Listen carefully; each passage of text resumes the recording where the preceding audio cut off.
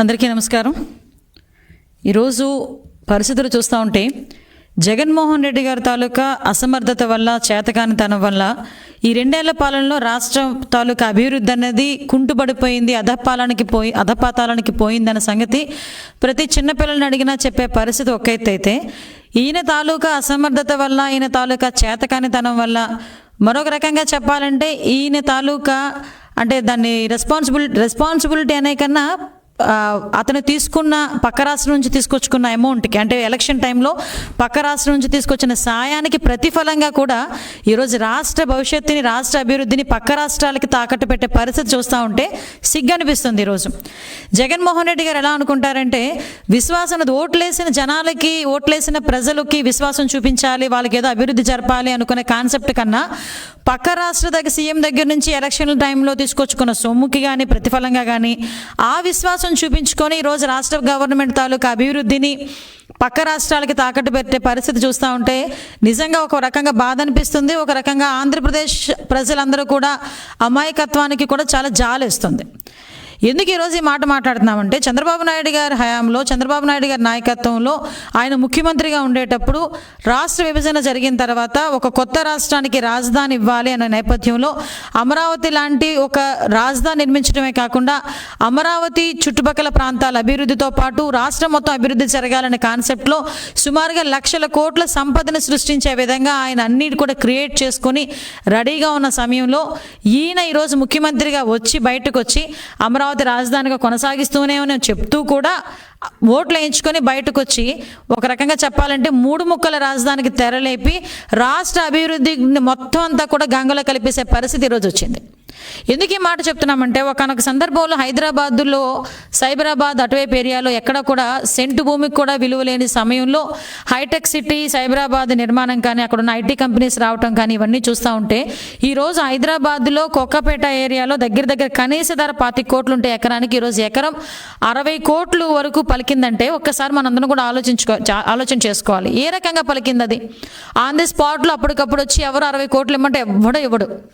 On the spot ఎవరో వచ్చి మేము ఇంత రేట్లు పెంచుకుంటామంటే ఎవరు. కానీ అక్కడ ఉన్న ఇన్ఫ్రాస్ట్రక్చర్ డెవలప్మెంట్ కానీ, అక్కడున్న డెవలప్మెంట్ కానీ, అక్కడున్న ఫీజిబిలిటీస్ కానీ, అక్కడ క్రియేట్ చేసిన వనరులు కానీ ఇవన్నీ బేస్ చేసుకొని అక్కడ సుమారుగా ఎకరా ఈరోజు 60 కోట్లు పలికిందంటే దగ్గర ఆ గవర్నమెంట్కి 49 ఎకరాలకి, ఎగ్జాంపుల్ చెప్తున్నా, 49 ఎకరాలకి దగ్గర 2,000 కోట్ల రూపాయల ఆదాయం లభించిందంటే ఒక్కసారి ఆలోచించండి. అవన్నీ కూడా ఈరోజు చంద్రబాబు నాయుడు గారి పుణ్యం కాదా? చంద్రబాబు నాయుడు గారు విజనరీకి తార్కాణం కాదా? చంద్రబాబు నాయుడు గారు ఆ రోజు వేసిన బీజానికి ఈరోజు ప్రతిఫలం కాదా నేను అడుగుతున్నా. అదే రాష్ట్రాన్ని, ఉమ్మడి ఆంధ్రప్రదేశ్లో హైదరాబాద్ లాంటి రాష్ట్రాన్ని అంతలా మనం అభివృద్ధి జరిపించినప్పుడు, మనం రాష్ట్ర విభజన జరిగిన తర్వాత అంతే రేంజ్లో అమరావతిని కూడా డెవలప్ చేసి సుమారుగా 1,00,00,000 కోట్లకు సంబంధించిన సంపదను సృష్టించడానికి ఆయన క్రియేట్ చేసి ఈరోజు ఇక్కడ పెడితే అమరావతి మీద బురద చల్లడమే కాకుండా ఓవరాల్గా అమరావతి చుట్టుపక్కల ఉన్న భూముల్ని నిర్వీర్యం చేసేసి ఓవరాల్గా రాష్ట్ర అభివృద్ధిని మొత్తం కూడా తాకట్టు పెట్టే పరిస్థితి. ఎందుకు తాకట్టు అని 10 సార్లు అంటున్నామంటే, ఎలాగైనా ఈ రాష్ట్ర సీఎం గారికి, జగన్మోహన్ రెడ్డి గారు పక్క రాష్ట్ర సీఎం కేసీఆర్ గారు అంటే కొంచెం మోజు ఎక్కువే. ఎందుకనంటే ఆ మోజు కూడా ఎందుకంటే మామూలుగా అయితే ఉండదు. ఈయన సీఎంగా అవ్వడానికి ఆయన సహకారం కూడా తీసుకున్నారు. ఆ మాట మేమనేది కాదండి బాబు, నిన్న మొన్న వాళ్ళ చెల్లెలు కూడా మాట్లాడింది. ఆవిడ పక్క ఉమ్మడి శత్రువులను ఓడించడానికి 2 సీఎంలు కలిసిపోవచ్చు అని కూడా మాట్లాడిన సందర్భం ఆయన ఇంట్లోనే స్వయాన ఆయన చెల్లె చెప్పారు. అటువంటి సందర్భంలో పక్క రాష్ట్రానికి, మన రాష్ట్రానికి వచ్చే కంపెనీస్ని కూడా పక్క రాష్ట్రానికి పంపించేసి పక్క రాష్ట్ర అభివృద్ధికి ఇండైరెక్ట్గా తోడ్పాటు అందిస్తున్న సీఎం ఎవరైనా ఉన్నారంటే జగన్మోహన్ రెడ్డి గారు పేరు చెప్పుకోవాలి. ఎగ్జాంపుల్ అమెజాన్ లాంటిది ఆంధ్రప్రదేశ్లో ఉండాల్సింది పోయి పక్క రాష్ట్ర తెలంగాణలో ఈరోజు పెట్టుకునే పరిస్థితి. అంటే ఈ పరిస్థితి ఎలా ఉందంటే, ఈ సీఎం గారి పరిస్థితి ఎలా ఉందంటే, ఏ సీఎం అయినా పక్క రాష్ట్రాలతో అభివృద్ధిలో పోటీ పడుతూ ఉంటాడు. ఈయన అభివృద్ధిలో పోటీ పడడం పక్కన పెడితే వీళ్ళు అవినీతిలో పోటీ పడే పరిస్థితి కూడా ఈరోజు మనం చూస్తున్నాం. అభివృద్ధిలో పోటీ పడాలన్న ఆలోచన కానీ, ఆ తాలూకా చిన్న జ్ఞానం కానీ మన ముఖ్యమంత్రికి లేకపోవడం నిజంగా చాలా దురదృష్టం ఈరోజు. ఎందుకంటే ఈరోజు చంద్రబాబు నాయుడు గారిని చూసి పెట్టుబడులు పెట్టే పరిస్థితి చాలా మంది ఉన్నారు. ప్రపంచ దేశాల నుంచి కూడా ఆంధ్రప్రదేశ్లో పెట్టుబడులు పెడితే మన వ్యాపారం బాగుంటుందనో, అక్కడ అభివృద్ధి జరుగుతుందనో, వీటన్నిటికీ ప్రధానమైన కారణం ఏంటంటే అక్కడ చంద్రబాబు నాయుడు గారు లాంటి విజనరీ ముఖ్యమంత్రి ఉన్నారు అనే ఒకే ఒక కాన్సెప్ట్తో అంతమంది ఇక్కడికి వచ్చి ఇన్వెస్ట్మెంట్ చేయడానికి కూడా మనకి ముందుకు వచ్చేవారంటే దానికి బెస్ట్ ఎగ్జాంపుల్ హైదరాబాద్ సిటీ డెవలప్మెంటే, హైదరాబాద్ క్యాపిటల్ డెవలప్మెంటే. అటువంటి సందర్భంలో కూడా ఇక్కడ చేయడానికని సృష్టించి ఇక్కడ అమరావతిని క్రియేట్ చేసి అమరావతి రాజధాని కింద ఇక్కడ పెట్టి మనం వెళ్తే 3 ముక్కల పేరుతో 3 రాజధానుల పేరుతో 3 ముక్కల పేరుతో రాష్ట్రాన్ని 3 ముక్కలు చేసి అభివృద్ధిని కూడా 3 ముక్కలు చేసిన సందర్భం మనం చూస్తూ ఉంటే సిగ్గు అనిపిస్తుంది. ఏదైనా అంటే ఎగ్జిక్యూటివ్ క్యాపిటల్ మన వైజాగ్ అన్నాడు. ఈరోజు వైజాగ్ పరిస్థితి చూస్తే నిజంగా ఎంత బాధ అనిపిస్తుందంటే వైజాగ్ ప్రజలందరికీ కూడా ఒక మ్యాండేటరీ గుర్తుంది. శుక్రవారం శనివారం వస్తే ఎవడో ఒకటి కొడతాడైనా ఏదో ఒక కబ్జా పేరుతోనో ఏదో ఒక దాంతో ఈవెన్ చిన్న ప్రహరీ గోడనైనా పక్కన పడేస్తాడు, కొట్టి పడేస్తాడు అన్నది మ్యాండేటరీ అయిపోయింది. ఈరోజు బిక్కుమని ఉంటున్నారు. రియల్ ఎస్టేట్ వ్యాపారాలు లేవు. వైజాగ్ లాంటి సిటీలోనే భూమి ధరలు పడిపోయినాయి అంటే ఒక్కసారి మనం ఆలోచన చేసుకోవాలి. ఈ భూమి ధరల తాలూకా హైప్ క్రియేట్ చేయడానికి ముందుగా విజయసాయిరెడ్డి అనే ఒక ముఖ్యమంత్రి, ప్యారలల్ ముఖ్యమంత్రి, విశాఖపట్నానికే కదా ఉత్తరాంధ్రకి ముఖ్యమంత్రిగా ఫీల్ అవుతూ ఉంటాడు ఆ పెద్ద మనిషి. ఆయన అక్కడికి వెళ్ళి కూర్చొని ఎక్కడ ఖాళీ భూమి కనిపిస్తే అక్కడ వీళ్ళ తాలూకా ఈ కడప రెడ్లు వెళ్ళి అక్కడ కూర్చొని కబ్జా చేసే పరిస్థితి కనిపిస్తుందా ఉంటే ఓవరాల్గా చెప్పాలంటే అక్కడ విశాఖపట్నం ప్రజల దగ్గర నుంచి అందరూ కూడా భయభ్రాంతులకు గురవుతున్నారు. ఎక్కడ శ్రీకాకుళం నుంచి చూసుకుంటే చిత్తూరు వరకు వీళ్ళ తాలూకా కబ్జాలు కనిపిస్తున్నాయి. కానీ ఒక కంపెనీ వచ్చింది, ఆ కంపెనీ వల్ల ఇన్ని ఉద్యోగాలు వచ్చినాయి, ఆ కంపెనీ వల్ల ఇంత ప్రాంతం అభివృద్ధి జరిగిందని చెప్పుకోవడానికి కూడా ఈరోజు ఒక్క ఎగ్జాంపుల్ కూడా లేని గవర్నమెంట్ ఏదైనా ఉందంటే ఈ 2 సంవత్సరాల కాలంలో జగన్మోహన్ రెడ్డి గవర్నమెంట్ని మనం ఎగ్జాంపుల్గా చూపించుకోవచ్చు. ఎందుకంటే పోతున్నాయి అక్కడ లులు గ్రూప్ ఎందుకు పోయిందండి, జియో వాళ్ళు ఎందుకు పోయారండి ఈరోజు అంటే కనీసం అక్కడ వచ్చిన తర్వాత అభివృద్ధి ఇక్కడ పెట్టుకొని మనం దానికి సంబంధించిన రకంగా అభివృద్ధి చేద్దామన్న కాన్సెప్ట్ కానీ వాళ్ళకి లేదు. ఎప్పుడు చూడు అవినీతి, ఇసుకలో ఎంత వస్తుంది, బాక్సైట్లో ఎంత వస్తుంది, మద్యంలో ఎంత వస్తుంది, ప్రజలు కొల్లగొడితే ఎంత వస్తుంది, ప్రజల ఆస్తుల మీదకి వెళ్తే ఎంత వస్తుంది. వీళ్ళ లెక్కలు ఎప్పుడు కూడా ఇలా ఉంటాయి. వీళ్ళు ఏమనుకుంటున్నారంటే వాళ్ళ జేబులు నింపుతున్నాయి, వాళ్ళ ఇంట్లో ఖజానా పెరుగుతుందంటే ఇదే రాష్ట్ర అభివృద్ధి అనుకుంటున్నారు తప్పించి ప్రజలకు ఒక ఇన్ఫ్రాస్ట్రక్చర్ డెవలప్ చేయాలి, ప్రజల తాలూకా రేట్లు భూమి రేట్ల తాలూకా పెరగాలి అన్న కాన్సెప్ట్ అయితే ఒక్కట్లేదు. పోనీ నిజంగా ఇతను అసమర్థుడు అన్న సంగతి అందరికీ తెలిసిందే. కాకపోతే వేవ్లో వచ్చిందో, ఒక ఛాన్స్లో వచ్చిందో, అతని గ్రహచారం బాగుండి వచ్చిందో, ఆంధ్రప్రదేశ్ అమాయక ప్రజలై వచ్చిందో తెలియదు కానీ ఆయన సీఎం పదవి ఈరోజు ఆ సీఎం పదవిని కూడా ఉపయోగించుకోలేని పరిస్థితి. ఈరోజు సంపదను సృష్టించడానికి అంత ఇన్ఫ్రాస్ట్రక్చర్ కూడా ఒక బంగారు పల్లెంలో తీసుకొచ్చి ఇది అమరావతి, దీన్ని అభివృద్ధి చేసుకుంటే మన రాష్ట్ర సంపద పెరుగుతుంది అని చెప్పి చంద్రబాబు నాయుడు గారు బంగారు పల్లెంలో తీసుకొచ్చి చేతిలో పెడితే దాన్ని కూడా బంగారు పల్లెంలోని కూడా తినడానికి కూడా రాక అందులోనే ఉమ్మేసుకునే పరిస్థితి ఈరోజు సీఎం జగన్మోహన్ రెడ్డి గారు చేస్తున్నారంటే ఇంతకన్నా దౌర్భాగ్యమైన పరిస్థితి వేరేది ఉంటుందా? ఈరోజు విశాఖపట్నం ఐటీ హబ్ కింద ఈరోజు డెవలప్ చేయాలని చంద్రబాబు నాయుడు గారు అప్పుడు పూనుకొని ఐటీ హబ్స్ అక్కడ ఐటీ సెల్స్లు కూడా అక్కడ ఇస్తే ఈరోజు అట్లా ఏం చేస్తున్నారంటే ఐటీ కంపెనీస్ అన్నింటినీ ఖాళీ చేయించి సీఎం క్యాంప్ ఆఫీసులు పెడతాడంట. ఐటీ కంపెనీలు పెడితే 10,000 మందికి 20,000 మందికి ఉద్యోగాలు వస్తాయి. సీఎం క్యాంప్ ఆఫీస్ అయితే నీ జేబులు నిండుతుంది. లేకపోతే అడ్మినిస్ట్రేషన్ ఐపీఎస్ ఆఫీసులు ఐఏఎస్ ఆఫీసులు అక్కడికి వెళ్ళి కూర్చొని అడ్మినిస్ట్రేషన్ చేస్తారు. అంతకుమించి ఇక్కడ ఒరిగేదేముంది వైజాగ్కి? ఈరోజు వైజాగ్లో ఎగ్జిక్యూటివ్ క్యాపిటల్ చేసి అభివృద్ధి చేసేస్తానని చెప్తున్న పెద్ద మనుషులు అక్కడ ఉన్న మంత్రులు కానీ అక్కడ ఉన్న ఎమ్మెల్యేలు కానీ నిజంగా సిగ్గుండాలి, రాజీనామాలు చేయండి అయ్యా. విశాఖపట్నాన్ని అభివృద్ధి చేస్తానని చెప్పి ఉన్న విశాఖ ఉక్కును కూడా ప్రైవేటీకరణ చేస్తూ ఉంటే నోర్లు మెదపలేని దుస్థితి నిజంగా.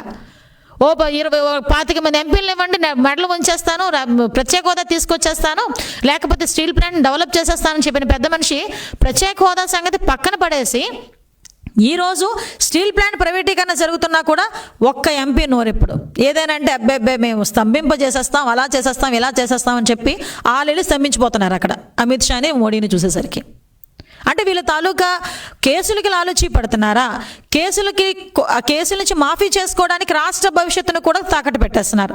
ఒక పక్క విశ్వాసం చూపించుకోవడానికి, అప్పు తీర్చుకోవడానికి రాష్ట్రాన్ని పక్క రాష్ట్ర సీఎంకి తాకట్టు పెట్టేస్తున్నారు. పైగా మా అతి పెద్ద సూపర్ ముఖ్యమంత్రి ఏం మాట్లాడతాడంటే జలాల గురించి కూడా టాపిక్ వచ్చినప్పుడు అక్కడ ఆంధ్రప్రదేశ్ ప్రజలు ఉన్నారబ్బా వాళ్ళ గురించి ఆలోచిస్తున్నానని చెప్తున్నాడు ఆయన. నిజంగా అసలు ఏం మాట్లాడుతున్నారో ఏం చేస్తున్నారో నిజంగా నేను అనుకోవాలి.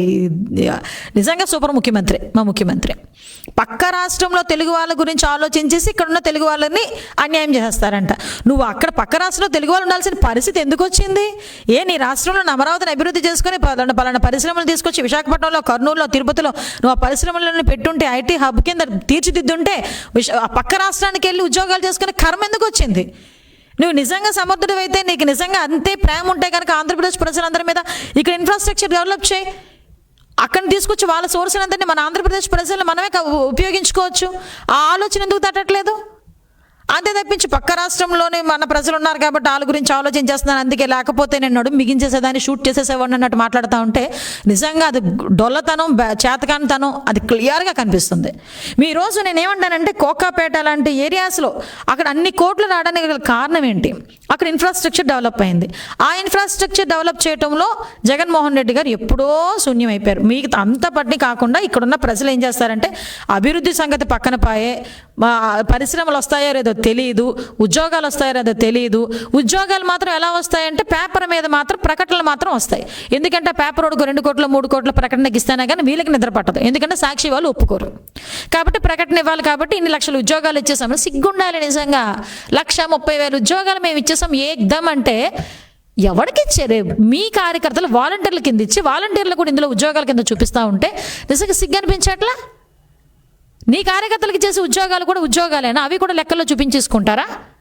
ఒకసారి అది కూడా మనం ఆలోచన చేసుకోవాలి. అటువంటిది పక్కన పెట్టుకొని ఈరోజు పెద్ద పెద్ద కంపెనీస్ని ఇక్కడ తీసుకురావడం మానేసి, ఇన్ఫ్రాస్ట్రక్చర్ డెవలప్ చేయడం మానేసి, పరిశ్రమలు ఇవ్వడం మానేసి మళ్ళీ 2 లక్షల ఉద్యోగాలు మేము క్రియేట్ చేసేసాము. ఎక్కడి నుంచి క్రియేట్ చేస్తావు? ఆల్రెడీ ఉద్యోగాలు ఉన్నారు, పరిశ్రమలు వస్తే ఉద్యోగాలు వస్తాయి, ప్రాజెక్ట్స్ వస్తే ఉద్యోగాలు వస్తాయి, ఐటీ సెజ్లు వస్తే ఉద్యోగాలు వస్తాయి. అలాంటివి ఏమీ రాకుండా గాల్లో దీపం పెట్టి మేము ఉద్యోగాలు ఇచ్చేసాం, మేము ఉద్యోగాలు ఇచ్చాం, మేము ఉద్యోగాలు ఇచ్చాం. దీనికి వెనకాతలు డప్పు కొట్టుకోవడానికి మంత్రులు, ఎమ్మెల్యేలు, ఒక భజన బృందం. ఇవన్నీ పక్కన పెడితే వీళ్ళ తాలూకా జేబులు నింపుకోవడానికి ప్రతి ఒక్క జిల్లాలో కూడా అక్కడ లోకల్ మంత్రులు, లోకల్ ఎమ్మెల్యేలు కబ్జాలు చేయటం. నేను స్ట్రైట్ అవే పత్రికా ముఖంగా మాట్లాడుతున్నా.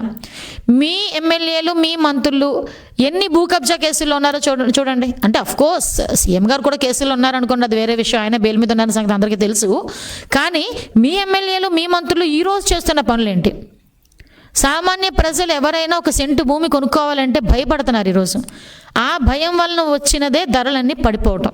ఎందుకంటే ఒక సెంటు భూమి పైన ప్రహరీ లేకుండా, బిలాంగ్స్ టు పలానా వ్యక్తి అని బోర్డు లేకుండా ఉన్నా కూడా ఈరోజు అక్కడికి వెళ్ళి వాళ్ళ మీద ఏదో ఒక ఎలిగేషన్ పెట్టి వాళ్ళని సెటిల్మెంట్ కూర్చోబెట్టి, అక్కడ సెటిల్మెంట్ దాదా ఒకరు ఉన్నారండి బాబు, ఆయన విజయసాయిరెడ్డి గారు, ఆ సెటిల్మెంట్ దాదా దగ్గర తీసుకెళ్ళి కూర్చోబెట్టి సెటిల్మెంట్ చేసేస్తే నీకు 30 నాకు 70. ఇదే నడుస్తుంది వైజాగ్లో కూడా. ఇలా ఉంటే రాష్ట్రం ఏ అభివృద్ధి జరుగుతుంది? ఎక్కడ సంపద సృష్టించగలరు? అంటే మీ సంపదలు సృష్టించుకోవటం కూడా అభివృద్ధి అనుకొని మీరు అనుకుంటే అది మా దౌర్భాగ్యం. ఈ మంత్రుల దగ్గర నుంచి ప్రతి ఒక్కరు కూడా ఈరోజు చేసేసి ఆఖరికి వీళ్ళు తాలూకా పెత్తనాలు ఎవరి మీద చూపిస్తారా అంటే ఎస్సీ, ఎస్టీ, ఎస్ఎన్ భూముల మీద చూపిస్తారు. ఆఖరికి ల్యాండ్ పూలింగ్ అని చెప్పి సుమారుగా దగ్గర 6,000 ఎకరాలని ల్యాండ్ పూలింగ్ పేరుతో విశాఖపట్నం చుట్టుపక్కల సెంటు, అర సెంటు, 50 సెంట్లు అంటే అరెకరం, పావెకరం, ఎకరం ఉన్న దళితుల తాలూకా భూములను కూడా లాక్కొని ఈరోజు ల్యాండ్ పూలింగ్ పేరుతో, అభివృద్ధి పేరుతో వీళ్ళందరూ కూడా కబ్జాలు చేసి దాన్ని కూడా తీసుకొచ్చి గవర్నమెంట్కే తీసుకొచ్చి అమ్ముతారు. ఇది వీళ్ళ పరిస్థితి. ఇంత దారుణమైన సిచ్యువేషన్స్లో ఆంధ్రప్రదేశ్ ఉండడం అన్నది ఆంధ్రప్రదేశ్ ప్రజలు చేసుకున్న దౌర్భాగ్యం. నిజంగా చెప్పాలంటే ఒక పక్క దౌర్భాగ్యం. ఓ పక్క తెలంగాణ రాష్ట్రంలో సీఎం అన్నాడండి, పక్క రాష్ట్ర సీఎం అన్నాడు, ఆంధ్రప్రదేశ్లో ఎవరు కొనుక్కోవట్లేదు, ఆంధ్రప్రదేశ్లో ఎకరా కొనుక్కోవాలి, మా దగ్గరకు వచ్చి కొనుక్కుంటున్నారు, మా దగ్గర ఎకరా ఆంధ్రప్రదేశ్లో 3 ఎకరాలు కొనొచ్చు అని డైరెక్ట్గా. సిగ్గుందా నీతో పాటు? అంటే నీ సీఎంకి సహకరించిన సీఎంఏ నీ గురించి ఎలా మాట్లాడుతున్నారో ఒకసారి అర్థం చేసుకోవాలి కదా. మన గురించి ఎలా మాట్లాడుతున్నారు, మన రాష్ట్ర ప్రజల గురించి ఎంత తక్కువ చేసి మాట్లాడుతున్నారు, రాష్ట్రాన్ని గురించి ఎంత తక్కువ చేసి మాట్లాడుతున్నారు. అయినా కూడా చలనం ఉండదు. ఎందుకంటే ఉదయం లేస్తే నా లెక్క ప్రకారం నా ఖజానా నిండుతుందా లేదా అది మాత్రమే చూసుకుంటాడు మా సీఎం గారు. కాబట్టి పక్క రాష్ట్రాలు ఎన్ని అభివృద్ధి జరిగిపోయినా, ఎలా జరిగిపోయినా, ఎన్ని కంపెనీలు పక్క రాష్ట్రానికి వెళ్ళిపోయినా నిమ్మకు నీరెత్తకుండా హ్యాపీగా కూర్చొని ఖజానా నింపుకుంటున్న మా జగన్మోహన్ రెడ్డి గారికి దయచేసి ఒక విన్నపం. అయ్యా, మీరు ఈ రోజు ఉంటారో రేపు పోతారో ఎవరికి తెలియదు. మీరు చేసిన కబ్జాలు కానీ, మీరు చేసిన ల్యాండ్ పూలింగ్స్ కానీ ఇవన్నీ కూడా రేపు రాబోయే కాలంలో గవర్నమెంట్, తెలుగుదేశం పార్టీ గవర్నమెంట్ వచ్చిన వెంటనే వాటన్నిటి మీద కూడా సిబిసిఐడి ఎంక్వైరీ జరిగింది. మీ ఎంక్వైరీలతో పాటు జరగడానికి కంపల్సరీగా మేము శ్రీకారం చుడతాం మీ కబ్జాల మీద కూడా.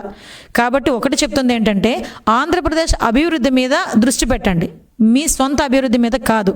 అలా దృష్టి పెట్టకపోతే ఇప్పటికే ప్రజల్లో ఒక వ్యతిరేకత ఉంది. ఇంకా మీ ఎమ్మెల్యేలు, మీ వాలంటీర్ కూడా రోడ్డు మీద తిరిగే పరిస్థితి ఉండదు. కాబట్టి దయచేసి మీరు ఈ విషయంలో కొంచెం దృష్టి పెట్టాల్సిందిగా కోరుకుంటూ, అమరావతిని చంపకండి, 3 ముక్కల పేరుతో రాష్ట్రాన్ని 3 ముక్కలు చెయ్యకండి అని చెప్పి మరీ కోరుకుంటూ సెలవు తీసుకుంటున్నాను.